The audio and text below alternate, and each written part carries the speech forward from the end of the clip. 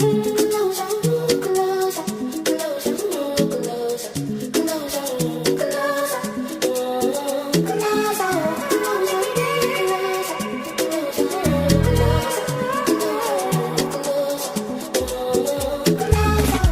guys, welcome back again to my YouTube channel. My name is Abiola, and in today's tutorial we'll be creating this lovely ankara dress.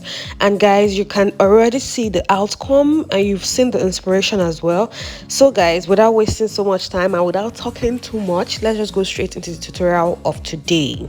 So guys, the first thing we are going to do is to cut out the top part of this dress, and this dress is an off-shoulder dress. So the first thing I'm going to do is to measure the fabric we need for the length of the top part. And as you all know, I like to start my off shoulder from the 6-inch point. But before I do that, I'm going to go ahead to cut off this top part because I do not want to include that in my outfit. Okay, in order to know the total length of fabric needed to cut out your half cut or the upper bodice, that's from your shoulder to your waist, what you need to do is to place that your 6-inch point at the shoulder area. But in case you are using 5 or 5.5, you place your tape at that point you decided to start your off shoulder. For me, as you can see, I am starting mine from this 6-inch point. The shoulder to waist measurement that I will be working with is 17 inches, but I went ahead to add 2 extra inch for allowance, okay, so that when I'm done I would have all my allowance in place. That's why I went ahead to cut out 19 inches in length. For the width of the fabric needed, the first thing I did is to go ahead to flip this fabric to the wrong side because I was supposed to take my measurement from the wrong side. Now, in order to know the width of fabric needed, all you have to do is to divide your bust circumference by 4. My bust circumference is 38 inches. 38 inches divided by 4 gives me 9.5, and 9.5 plus 1.5 inch seam allowance, what I have is 11 inches. So if you measure the width of the fabric I have here on fold, because as you can see this fabric is placed on fold, what you're going to have there is about 11 inches, which is good. Now this varies depending on the allowance you decide to add. The next step is to mark out my half-inch allowance at the top. This half-inch allowance is what we'll use to turn the neckline, so it's very important. After marking that half-inch allowance, I'll proceed to connect the point. After connecting the point, like I just said, I'm going to go ahead to place that 6-inch point on that half-inch seam allowance. Like I said, I want my off shoulder to start at the 6-inch point. Now you can decide to start your own at the 5.5 inch point or 6.5 inch point depending on the coverage that you want, but for me 6 inches is fine. The next step is to mark out my armhole line, and my armhole line is 8 inches. And you may be wondering, how did you get 8 inches? I got 8 inches by dividing my bust circumference by 6 plus 1.5 inches. My bust is 38, so 38 divided by 6 plus 1.5 inches gives me 8 inches. So I'll go ahead to mark that 8 inches. After marking my armhole line, I'll go ahead to mark my bust point, which is 10 inches. I'll mark 10 inches. We don't need to mark our under bust in this case. I'll go ahead to mark my waistline, which is 17 inches. Then I'll add 0.5 inch seam allowance, which implies that I marked 17.5 inches. Okay, I'll go ahead to mark the same thing again to enable me get a straight line. I'll mark 8 inches. I'll mark the same 10 inches. I would also mark the 17 inches and the 17.5 inches. Marking this again will just make sure that I get a straight line when it's time to rule the points together. So I'll go ahead now to connect the lines for my armhole line, for my bust point, and for the waistline, as well as the allowance line. Okay, the next step is to divide my shoulder width by 2. My shoulder width is 15 inches. 15 inches divided by 2 gives me 7.5, but for an off shoulder you cannot go ahead to mark that 7.5. You need to subtract at least 1 inch to 2 inches from that before you mark it. For me, I like to subtract 2 inches because it gives me the perfect fit. So I'll go ahead and subtract 2 inches from that 7.5 inches, and it's going to give me 5.5 inches. 1.5 is not a bad idea, but I get the perfect fit with 2 inches. On the bust point line, I'm going to divide my bust circumference by 4, and my bust is 38. 38 divided by 4 gives me 9.5 inches, which I'm going to mark. After marking that, I'll go ahead to connect from that 9.5 inches to the 5.5 inches at the top using my meter rule.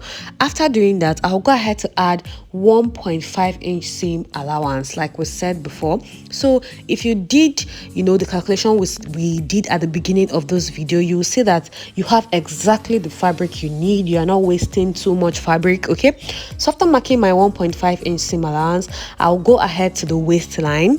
And on this waistline, my waist is 29. 29 divided by 4 is 7.25. So I'm going to mark that 7.25 at that point. After doing that, I'm going to add 1 extra inch for that because we'll be adding a dart to this dress. So after adding that 1 inch, I'll add 1.5 inch seam allowance. For emphasis purpose, I said I divided my waist circumference, which is 29 inches by 4, and that gave me 7.25, which I marked first. After marking that, I added 1 inch allowance for that, and I added my 1.5 inch seam allowance. After that, I went ahead to connect the point together. Then I used my scissors to trim out what I will be working with.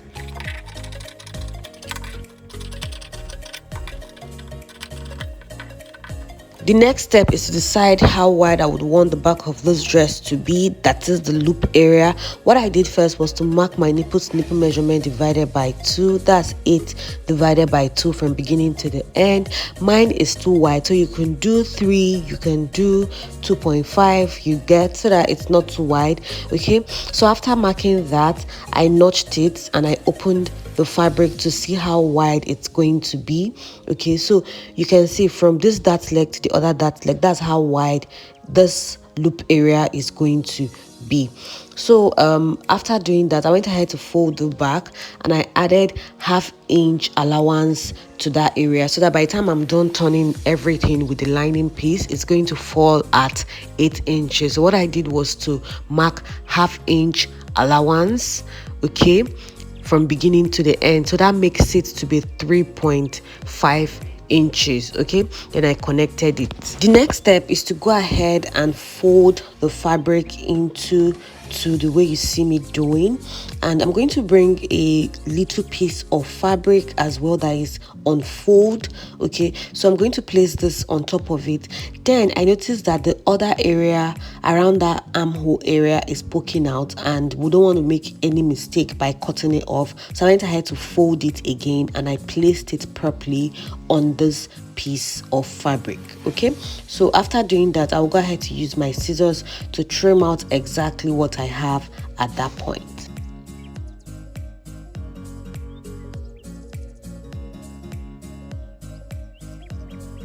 So guys, here's what it looks like when I was done cutting. Here's the front and the back part when placed side by side. So I'm going to go fold this and cut the skirt part right now. In order to know the length and the width of the fabric needed, all you have to do is to divide your hip circumference by 4 and add your seam allowance. My hip circumference is 42. 42 divided by 4 plus 1.5 inch seam allowance gives me 12 inches. And as you can see, that is what I have on fold. I have 12 inches. I'm going to measure the one down again. As you can see, I have 12 inches there as well. As for the length of the fabric required, you can either subtract your shoulder to waist from the total length of the dress. My shoulder to waist is 17 inches and the total length of this dress is 35 inches, which implies that the length of the skirt is 18 inches.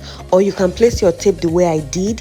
I placed mine at 16.5 because of 0.5 inch seam allowance at the top, and then I added extra 1.5 inch. As you can see, what I have here is 36.5 inches. This extra 1.5 inches will serve as the allowance for the lower part of the skirt, and you will see that in a minute. As usual, the first thing I'm going to do is to mark 0.5 inch seam allowance at the top, and I'm going to go ahead to connect the point into a straight line. Sorry, I was marking at the right side again. I decided to flip to the wrong side, so I'll go ahead to mark 0.5 inch seam allowance from beginning to the end, and I'm going to connect that with my meter rule. The next step, guys, is to go ahead and mark out my hip point from that allowance line. Okay, my hip point is 10 inches, so I'm going to go ahead to mark 10 inches, and I'll mark that again to enable me get a straight line. I'll connect the point into a straight line.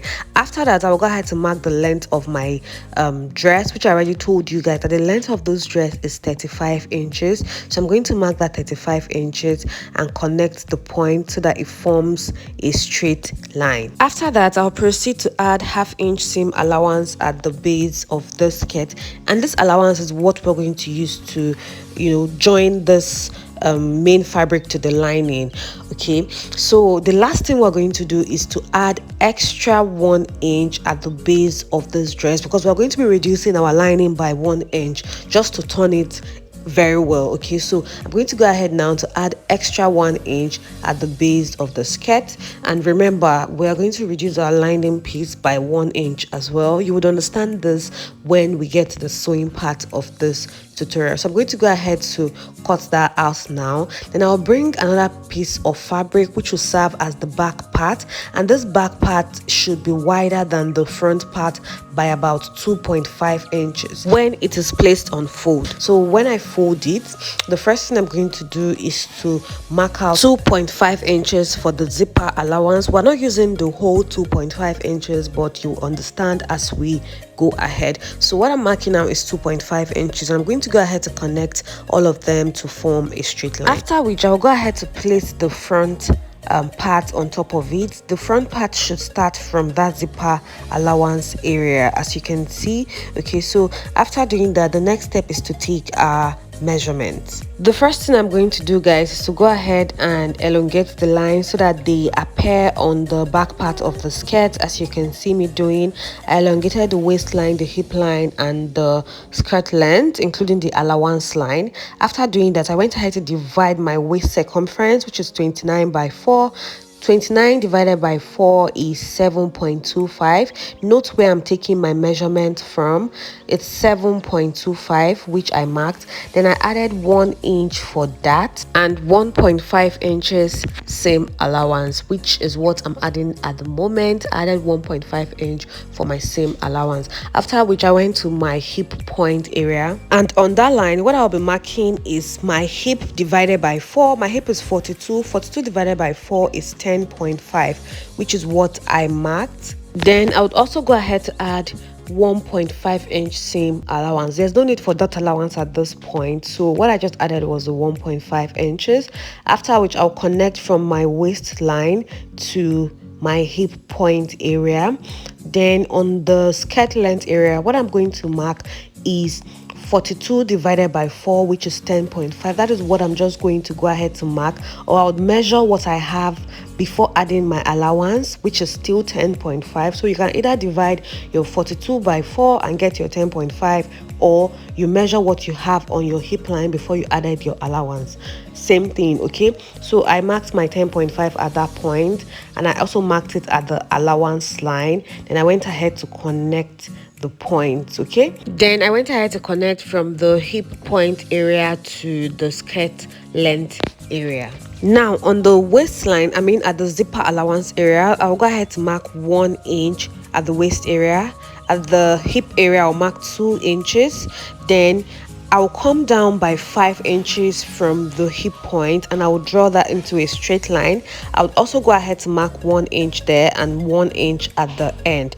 Now I'll go ahead to connect all the points. This is just us creating our butt curve, okay, and our zipper allowance. So I'll go ahead to connect all the points that I have made. So after connecting the points, the next step is to go ahead and add 0.5 inch seam allowance round this marking.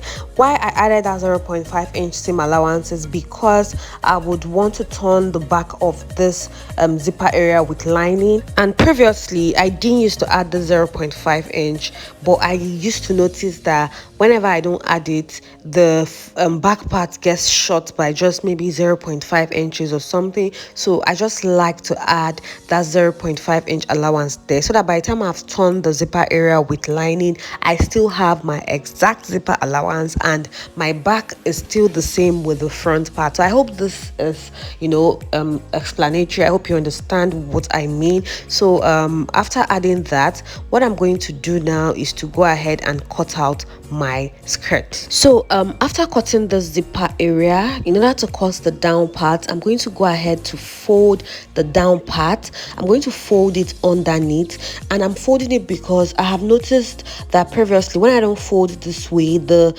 main fabric is kind of not equal with the lining when you join it. So after doing this, I noticed that everything aligns properly. So yeah, I hope you understand what I mean. So can you see how it looks there? So if I had just cut it straight up, you can see the fabric that I would have cut out. There's one more thing we need to do for the front part of the skirts, and we need to come down from the waistline by 0.5 inches. This is just to get rid of the excess fabric that's usually found at the tummy area.